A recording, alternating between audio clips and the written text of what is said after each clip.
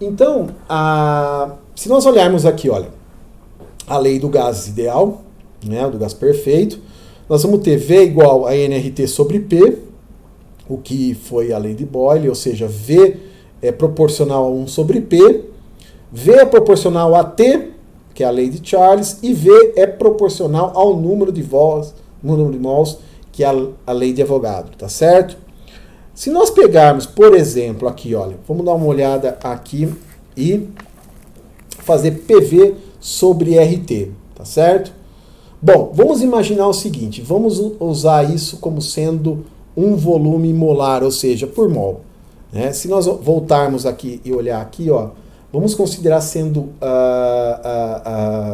a quantidade de matéria, a quantidade de gás presente num recipiente qualquer, vamos imaginar ele sendo 1 mol, tá certo? Bom, se vocês fizerem PV sobre RT, o que vai acontecer? Nós teríamos que ter uma reta, né? Porque nós temos 1 mol do gás, então independentemente se variasse a pressão, né, o volume iria variar, né, da mesma forma. Né? Aumentando a pressão, diminuiria o volume, e esse balanço teria que seguir, né, para o gás ideal, ou seja, nós teríamos que ter 1 aqui no gráfico de PVRT, tá? Pela pressão aqui em ATM. Isso aqui nós estamos chamando de uma relação que daria a ideia do comportamento de um gás ideal. No entanto, se nós formos agora para um sistema real, o que vai acontecer? Notem só no sistema real aqui, ó. Vamos pegar o hélio. Olha, já tem um desvio muito grande. Se nós fizermos um experimento e aumentando a pressão, então, de 1 mol de hélio em um recipiente, vocês veriam essa variação de volume até uns 800 atm aqui. Olha outra coisa, se nós pegarmos o neônio, ele vai ter mais ou menos a mesma variação, né, o mesmo perfil do que o hélio, no entanto, com um ângulo de saída aqui um pouco menor.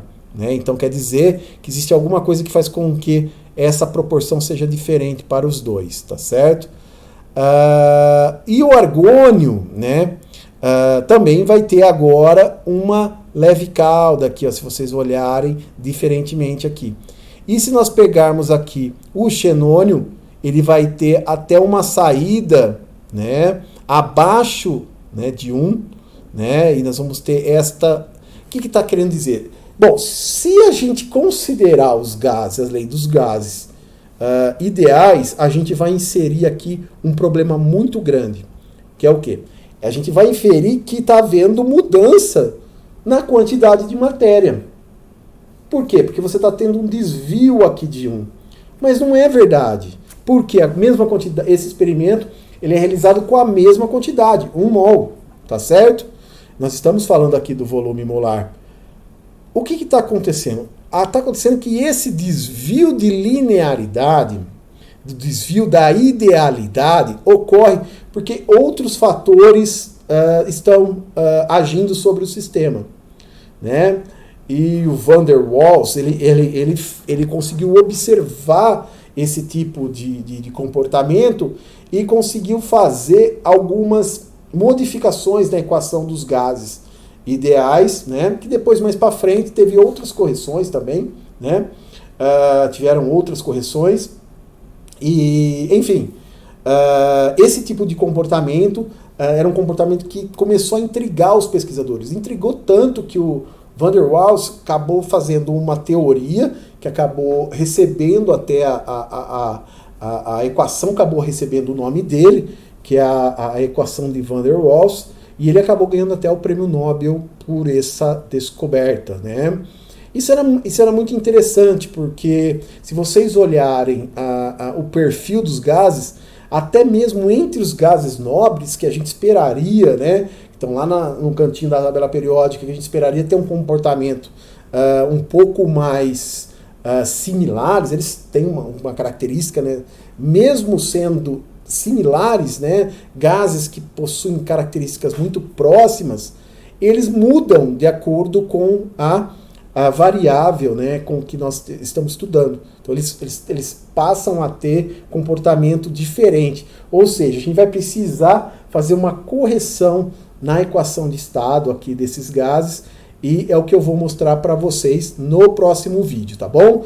Então essa é uma das motivações para que se faça esse tipo de correção. Pessoal, esse fator aqui, PV sobre RT, vocês vão também encontrar como sendo o fator de compressibilidade, tá certo? Ele é também representado pela letra Z, tá bom? Então aqui nós podemos chamar isso aqui de Z, né, que seria o fator de compressibilidade, tá bom? Então PV sobre RT seria o fator Z, que é o fator de compressibilidade. Em alguns livros vocês vão encontrar esse tipo de notação. Uma outra coisa que é importante dizer é que notem que pela equação dos gases reais, dos gases ideais, PV é igual a nRT, a gente não consegue prever o quê? Um dos fenômenos mais comuns, né, que ocorre na matéria, um fenômeno físico muito importante, que é o quê? A mudança de fase. Né? Nós podemos ter, por exemplo, a matéria no estado sólido, líquido e gasoso. Vamos imaginar, por exemplo, o gelo.